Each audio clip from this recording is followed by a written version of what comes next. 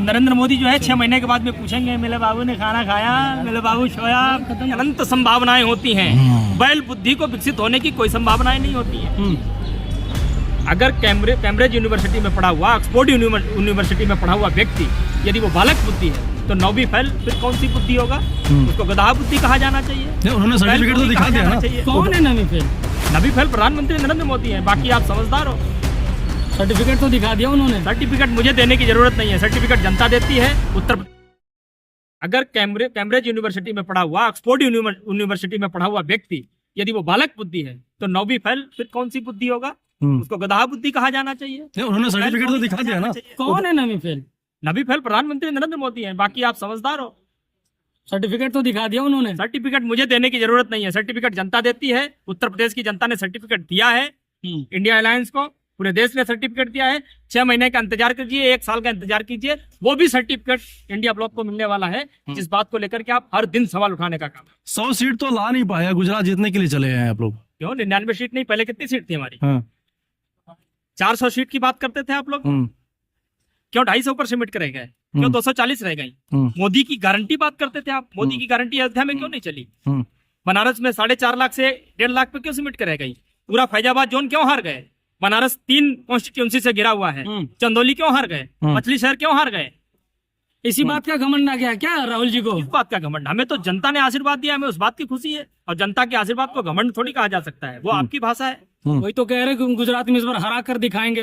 बिल्कुल, क्यों नहीं हरा के दिखाएंगे? क्योंकि गुजरात की जनता तैयार है उस बात के लिए। राहुल गांधी ने चैलेंज किया, चैलेंज करने के बाद में कल वो गुजरात पहुंचे थे। कल गुजरात में गुजरात की जनता ने जिस तरीके से स्वागत किया है, मुझे लगता है वो स्पष्ट संदेश भी है और संकेत भी है कि गुजरात में आने वाले चुनाव में क्या होने जा रहा है। नहीं तो वो कह रहे हैं कि बहुत ज्यादा घमंड की वजह से वो राहुल गांधी ऐसा बोल रहे हैं। कुछ भी कह सकते हैं, ऐसा जमीनी हकीकत नहीं है। कुछ भी कह सकते हैं। नरेंद्र मोदी अभी तक सिर्फ झूठ बोलते थे, अभी तक सिर्फ जुमला देते थे।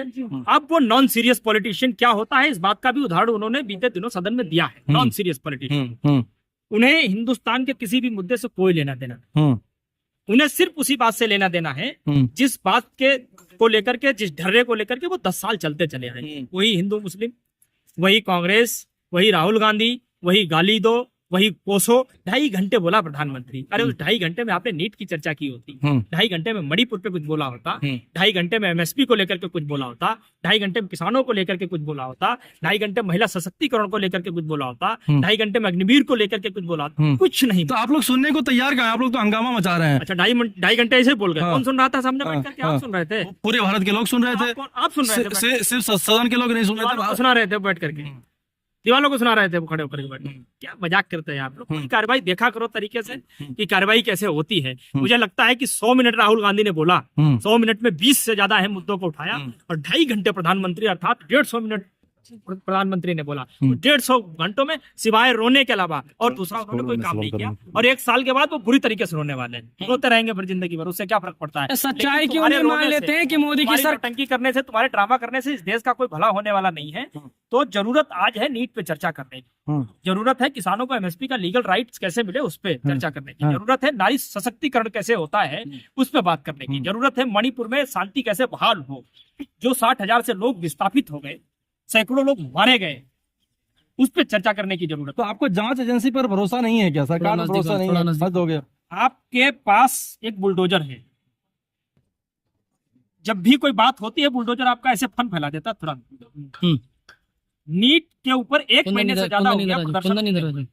देश की उच्च स्तरीय परीक्षाओं में से एक है। पूरा देश जो है त्राइमाम कर रहा है। 24 लाख से बच्चों का भविष्य अंधकार में डूबा हुआ। क्यों नहीं फन उठा रहा है आपका वो बुलडोजर? तेल खत्म हो गया उसका, चाबी खो गई कहीं। फटाफट तो आप जेल भेजते थे, एनएसए, यूए, पीए, ये और वो सब काम करता था। आज क्यों काम नहीं कर रहा है? इसलिए काम नहीं कर रहा है क्योंकि प्रदीप जोशी जो पूरी एनटीए को जो है, एनटीए का सरगना है, उसका मुखिया है, उसने आपके तमाम लोगों को नौकरियां दिलवाने का काम किया, तमाम लोगों को जो है पेपर लीक करवा करके उनके पेपर को ठीक करवाने का काम किया। इसलिए आपको लगता है कि अगर उसके खिलाफ हम जाएंगे तो वो कहीं ना कहीं समाज में खड़े होकर के हमारे खिलाफ जहर उगल देगा और हम सब पूरी तरीके से बच जाएंगे। अभी तक सिर्फ ये कहा जा रहा था दाल में कुछ काला है। अगर प्रदीप जोशी ने मुंह खोला तो पूरी दाल ही काली यहाँ दिखाई देगी। इसलिए आप कार्रवाई करना नहीं चाहते हो और फिर आप जांच एजेंसी की बात कर रहे हो। कौन सी जांच एजेंसी की बात कर तो रहे हैं? अभी तो आप लोग आवाज भी उठा रहे हैं, पहले तो पता भी नहीं चलता था कि पेपर लीक हो रहा है या क्या हो रहा है, इतना भ्रष्टाचार में लिप्त पार्टी पता थी नहीं, पहले। अब आपके कैमरे के जो शीशे हैं वो धुंधले थे तो उसका मैं क्या कर सकता हूँ। हर कैमरे ने कवर किया, हर माइक ने सवाल पूछे, हर माइक पर हमने धड़ल्ले से जवाब दिए हैं, हर कैमरे को सुंदर सुंदर विजुअल्स हमने दिए हैं। अब आपका कैमरा ही बेकार था, उसने कवर ही नहीं कर पाया, तो उसमें हमारा दोष नहीं बंधु, आपका दोष है। लेकिन जिस तरीके का माहौल अभी प्रधानमंत्री नरेंद्र मोदी ने क्रिएट किया हुआ है और पूरे भारत को समृद्ध बनाने की दिशा की तरफ जा रही है, क्या ये आपको नजर नहीं आ रहा और है? नरेंद्र मोदी ने क्रिएट नहीं किया हुआ है।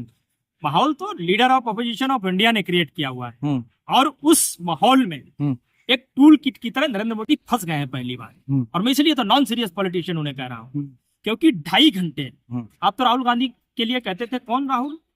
आज उसी leader of opposition of India के जो है शब्दों को आपको काउंटर करना पड़ रहा है, रोना पड़ रहा है। अमित शाह जो दुनिया का सबसे मजबूत चाणक्य बताया जाता था, ऐसे चुटकी बजा करके खेल कर देता था, लोग पता नहीं क्या क्या बोलते थे। वो संरक्षण मांगता हुआ घूम रहा है सदन के अंदर, ओम बिरला को कह रहा है कि ऐसे नहीं चलेगा, हमको संरक्षण दीजिए। ये दिखाता है कि 10 साल जिस तरीके से आपने मनमानी की है, क्योंकि मान्यता प्राप्त विपक्ष नहीं था सदन के पास, पहली बार मान्यता प्राप्त आधिकारिक विपक्ष है सदन के पास, और शैडो प्रधानमंत्री के रूप में कैबिनेट मंत्री का दर्जा प्राप्त करके राहुल गांधी बैठे हुए हैं। आपको छोड़ेंगे नहीं किसी। अरे सच्चाई मान क्यों लेते हैं कि मोदी जी की सरकार बन गई, अब कुछ नहीं होने वाला है, राहुल गांधी तोड़ने की बात कर रहे हैं? मैं तो सच्चाई मान के चल रहा हूँ, बस विरोध करते रहिए। 6 महीने में गिर जाएगी, बिल्कुल सच्चाई। राहुल गांधी तो ये कह रहे थे वो शपथ ग्रहण नहीं कर पाएंगे, उन्होंने शपथ ग्रहण भी कर मैं लिया। क्या कर रहा हूँ, आप इस बात सच्चाई को नहीं मानो तो वो अलग बात है, लेकिन मैं इस सच्चाई को मान करके चल रहा हूँ। 6 महीने से ज्यादा ये सरकार चलने वाली नहीं है, क्योंकि नीतीश बाबू और चंद्र बाबू,